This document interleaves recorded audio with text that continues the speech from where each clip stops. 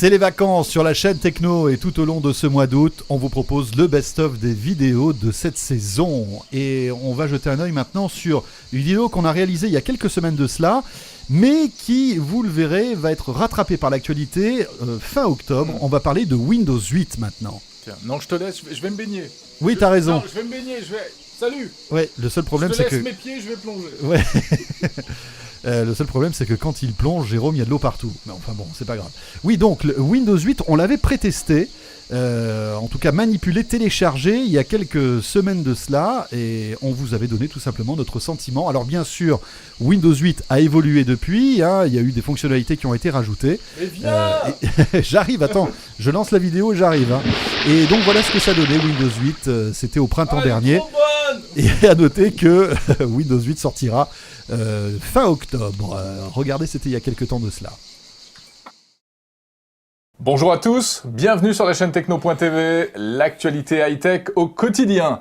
L'un des événements cette année, ce sera la sortie dans quelques mois de la nouvelle version de Windows 8. Et depuis quelques jours, une version de test de Windows 8 est installable sur les ordinateurs. Et bien vous savez quoi? Justement, on l'a téléchargé. Premières impressions tout de suite.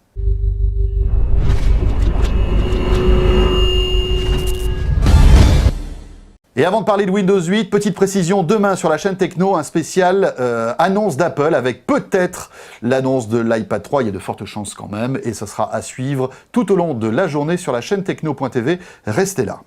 Alors, on va parler donc de cette Windows 8 Consumer Preview, c'est le terme officiel, pour dire qu'il s'agit donc d'une version de test disponible depuis le milieu de la semaine dernière. Un gros succès dans le domaine du téléchargement d'ailleurs. Ah oui, on parle déjà d'un million, 1 million de téléchargements pour les premières 24 heures, sans doute plusieurs millions à l'heure qu'il est. Bon, de quoi s'agit-il en fait? C'est une véritable rupture, hein, ce Windows 8, François. Oui, c'est une rupture. Peut-être un mot d'abord sur l'installation. Ça s'est bien installé hein, chez nous. Oui, c'est pas très rapide, mais... voilà. On a essayé de... Enfin, moi, personnellement, j'ai essayé de l'installer sur un Mac. Alors, on va dire que j'ai un peu un esprit torturé. C'est côté pervers. J'ai eu un peu plus de mal, mais sur un PC, pas de problème. Là, on peut quand même aussi féliciter Microsoft. Ça s'installe assez rapidement. Il ne faut pas avoir un diplôme d'informaticien très compliqué. Non, on télécharge la version 32 bits, 64 bits, on met ça sur une clé USB ou même directement sur le PC quand même.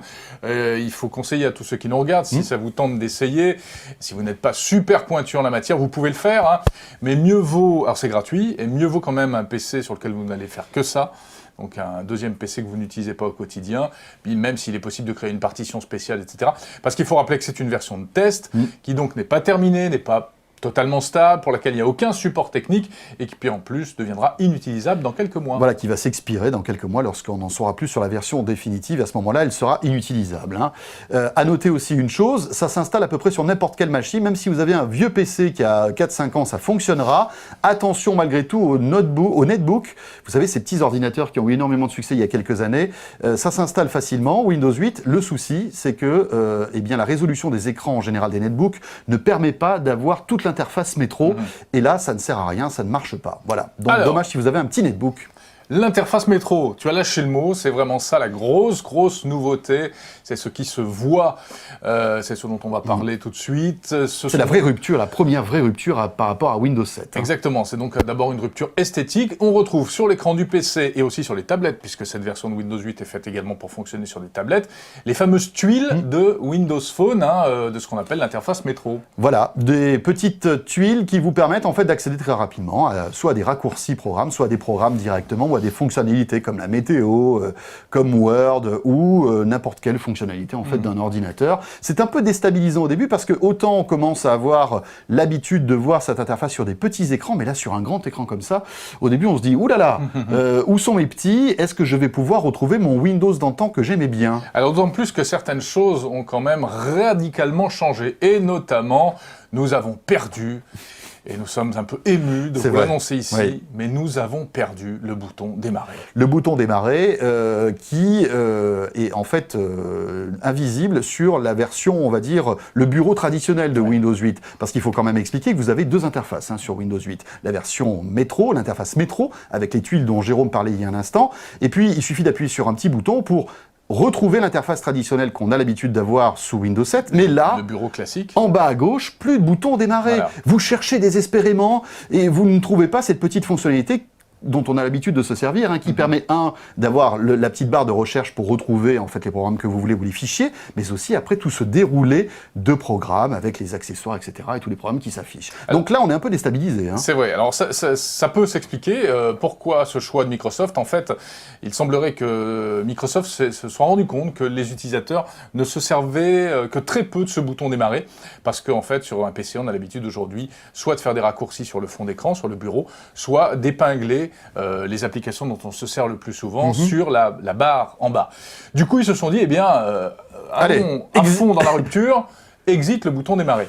Alors c'est un peu déstabilisant. Ouais. Parce que là, on a deux avis différents, divergents même. Bon, alors commence, et après moi je vous donnerai mon avis. Non, je commence. Toi, tu as été, François Sorel a été particulièrement déstabilisé, troublé par... c'est vrai, parce que finalement, moi je me rends compte, et c'est toujours quand quelque chose disparaît qu'on se rend compte qu'on s'en servait, en fait. Ouais. Hein, alors qu'au début, on n'aimait pas tellement ce bouton démarrer. Voilà, et en fait, je me rends compte qu'avec cette version de Windows 8, le bouton démarrer me manque. Et là, je demande à Microsoft qu'ils le remettent, parce que même si effectivement, il y a d'autres moyens d'accéder à tous ces programmes, bien sûr, même c'est peut-être qu'une question d'habitude. Est-ce que les utilisateurs de Windows depuis 10, 15 ans qui ont l'habitude d'avoir ce bouton démarrer ne vont pas être déstabilisés? Est-ce que Microsoft, Jérôme, peut se permettre aujourd'hui de déstabiliser ses utilisateurs historiques, alors qu'on sait que macOS est en train de monter en puissance? Est-ce que ça va pas inciter les gens justement à avoir une vraie rupture et à se dire, ben voilà, puisque je retrouve plus mes petits dans Windows 8, eh bien je vais aller voir un petit peu ce qui se passe ailleurs? Alors moi je pense pas du tout, c'est-à-dire que pour plusieurs raisons. D'abord, certes il a disparu, mais il est remplacé par l'écran avec les tuiles qui s'appelle le Start Screen, et en fait c'est une autre présentation du bouton démarrer qu'on va pouvoir customiser. En plus, dans cette version bêta, toutes les fonctionnalités du Start Screen ne sont pas implémentées, on pourra faire encore mieux dans la version définitive. C'est donc une autre manière de présenter les choses. Deuxièmement, on peut toujours accéder à ces applications. En fait, il suffit de glisser la souris ou le doigt sur le coin et on fait apparaître tous les éléments dont on a besoin, les paramètres, le système pour arrêter l'ordinateur, ce qui n'est pas négligeable. Ça peut servir. Etc. Voilà. Et surtout, je crois que dans la philosophie et dans le choix radical qui a été fait par Microsoft, eh bien, ils ont eu raison. C'est-à-dire qu'ils veulent imposer cette nouvelle interface métro et on ne peut pas avancer et imposer des choses sans renoncer à d'autres choses, forcément. Mais là, je trouve que le switch est quand même assez violent.